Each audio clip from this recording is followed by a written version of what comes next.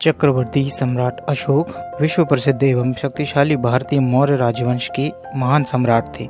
मौर्य राजवंश प्राचीन भारत का एक महान और शक्तिशाली राजवंश था।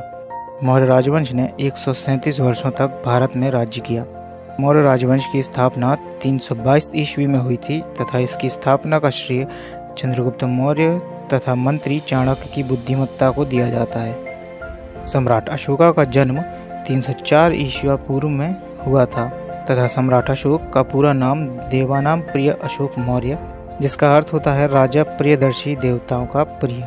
चक्रवर्ती अशोक ने अखंड भारत में राज्य किया था तथा उनका मौर्य साम्राज्य उत्तर में हिंदू कुश तक्षशिला की श्रेणियों से लेकर दक्षिण में गोदावरी नदी, स्वर्णगिरी पहाड़ी के दक्षिण मैसूर तक और पूर्व में बांग्लादेश, पाटलिपुत्र, पश्चिम में अफगानिस्तान, ईरान, बलूचिस्तान तक पहुंच गया था।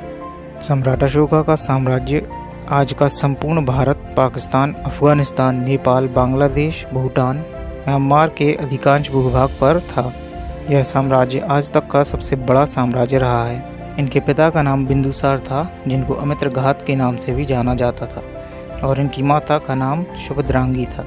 कुछ ग्रंथों में इनकी माता का नाम धर्मा भी बताया गया है। बिंदुसार की 16 पटरानियां थीं तथा 101 पुत्रों का उल्लेख मिलता है।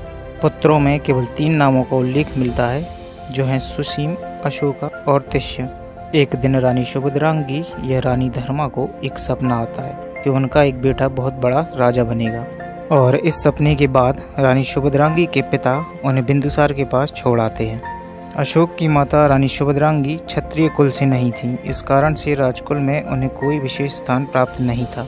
अशोका के कई सौतेले भाई बहन थे, जिनमें कड़ी स्पर्धा रहती थी। ऐसा कहा जाता है कि अशोका सैन्य गतिविधियों में बहुत कुशल था। अशोक के काल में उकेरा गया प्रतीकात्मक चिन्ह, जिसे अशोक स्तंभ कहा जाता है, आज भारत का राष्ट्रीय चिन्ह है। बौद्ध पंथ के इतिहास में गौतम बुद्ध के बाद सम्राट अशोक का ही स्थान आता है। अशोक का ज्येष्ठ भाई सुसीम उस समय तक्षशिला का प्रांतपाल था।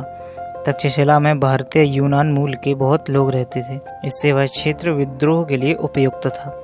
सुसीम के सही तरह से प्रशासन न करने के कारण उस क्षेत्र में विद्रोह पनप उठा। राजा बिंदुसार के कहने पर अशोक विद्रोह दमन करने के लिए वहां पहुंचे, और विद्रोहियों ने अशोक के आने की खबर सुनते ही उपद्रव खत्म कर दिया और विद्रोह बिना किसी युद्ध के खत्म हो गया। अशोक की इस प्रसिद्धि के कारण सुसीम को सिंहासन न मिलने का खतरा बढ़ गया, और इस विद्रोह के दमन के बाद 286 ईसा पूर्व में मात्र 18 साल की उम्र में अशोक को राजधानी अवंती का वायसराय बना दिया जाता है।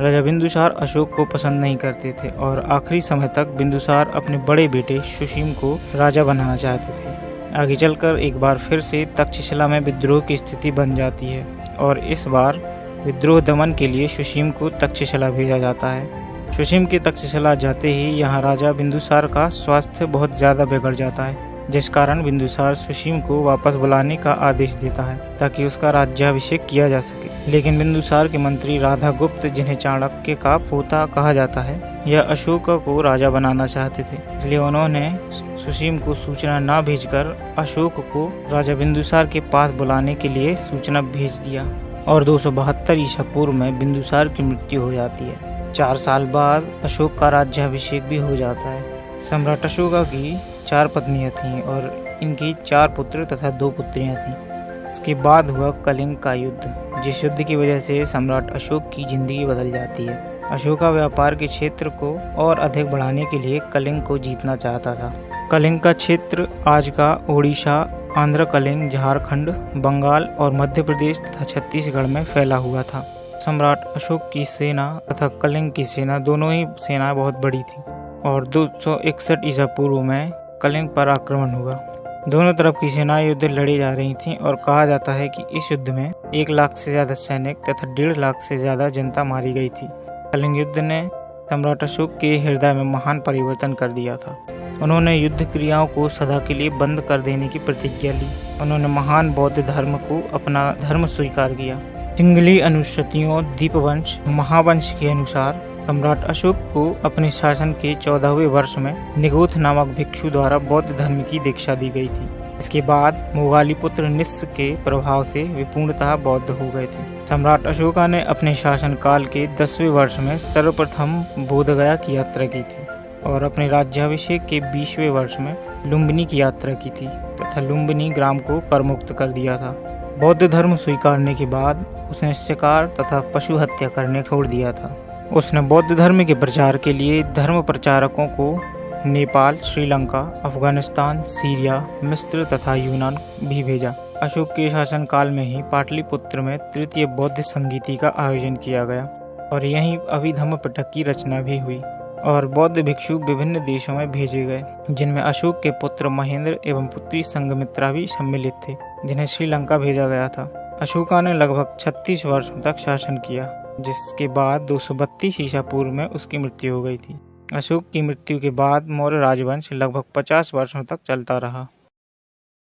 तो दोस्तों, यदि आप ऐसे ही भारत के इतिहास के महान शासकों और रोचक तथ्यों के बारे में जानने के लिए इच्छुक हों तो कृपया हमारे चैनल को सब्सक्राइब ज़रूर कीजिएगा और वीडियो देखने के लिए धन्यवाद।